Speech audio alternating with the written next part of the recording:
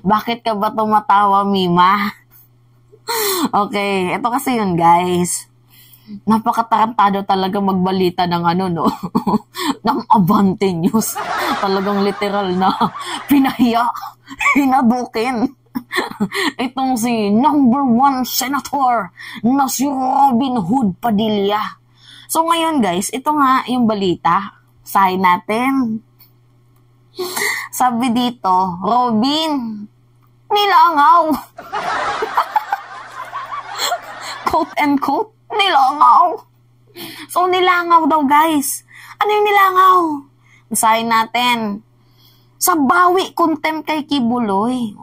Robin, nilangaw. Sa bawi contempt kay Kibuloy. Talaga nga namang, sino ba naman ang hindi lalangawin dyan? Bobo na lang ata yung maniniwala dito kay Robin. Diba? Alam nyo ha, pansin nyo, lahat ng pumirma, mostly, hindi public interest yung inuna, kundi political interest. Lahat sila sinabi, mabait si Kibuloy, kaibigan namin si Kibuloy. Yan yung mostly na sinasabi nila. Hindi nakabase sa public interest. Si Cynthia, ano sabi niya? Kaibigan namin itong si Kibuloy, mabait siya sa pamilya namin. Tama ba yung reason na yan? Diba? Pangalawa, itong si Amy. Ano yung sabi ni Amy? Sabi niya, hindi kong alam, tinulungan nga ni Pastor mo Kibuloy itong administrasyon, tapos ginaganyan siya. Parang ganon yung nagbabawi ng utang na loob. Itong si Robin, sabi niya, kumrad ko itong si Kibuloy. Kumrad niya daw si Pacquiao. Ito namang si Bongo, well, wala naman siyang sinabi, pero taga Davao si Bongo. And alam naman natin na yung simpatsya niya kay Pacquiao na. So ngayon guys, ilang araw na lang. Isang araw na lang. Anong petsa ngayon, no? 11. Ako? March 10. The time is ticking up. Tick-tack, tick-tack. Diba? Para kay Robin Hood Padilla. So basahin natin. Ay sabi, wala pang nakukuhang 8 pirma si Senator Robin Padilla para mabaliktad ang contempt at arrest warrant na inutos ng pinuno ng Senate Committee on Women's, Children, Family Relation, and Gender Equality laban kay Pastor Apollo Kibuloy ng Kingdom of Jesus Christ. Kasi pinakontempt nga ni Senator Risa Ontiveros kasi 3 beses na hindi umappear. 3 beses na hindi nag-show up. Tingnan nyo, napakagago. Hindi nag-show up sa Senate pero nag-show up doon sa Davao. Kasama pa yung mga vloggers. Sa vloggers pa siya nag-show up kaysa dito sa mga allegedly na paratang sa kanya kung sinagot niya, edi tapos na sana. Diba? Dito siya nag-show up sa mga vloggers. So, admittance of guilt ba to?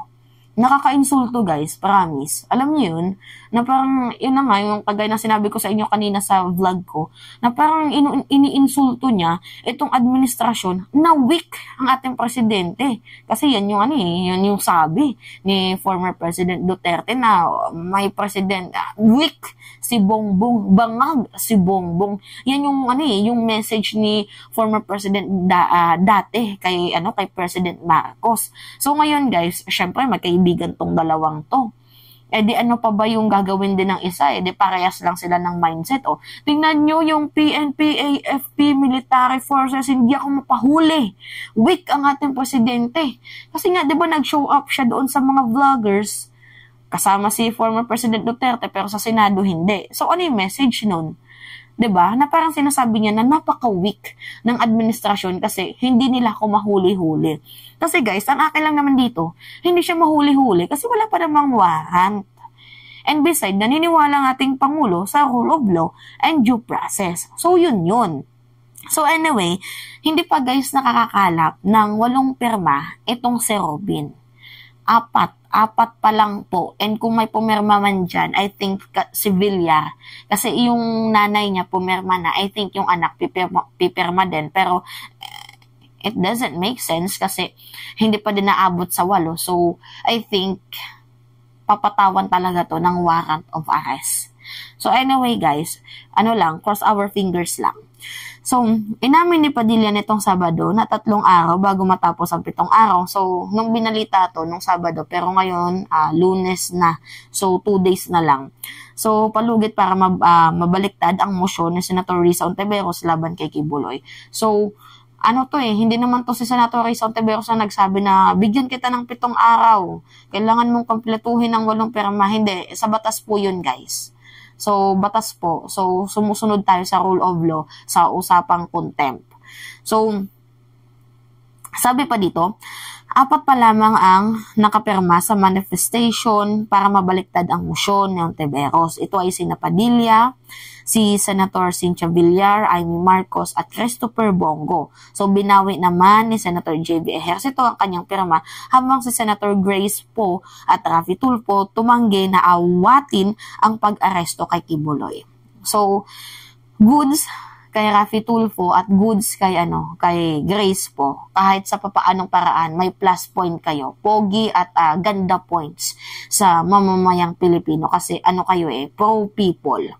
So, pro-justice din ang nagiging muka ni Grace Poe at ni Raffy Tulfo. Although, medyo hindi pa natin gusto itong si Raffy Tulfo kasi masyado siyang, sa totoo lang guys, just to be honest, masyadong pasikat itong si Tulfo.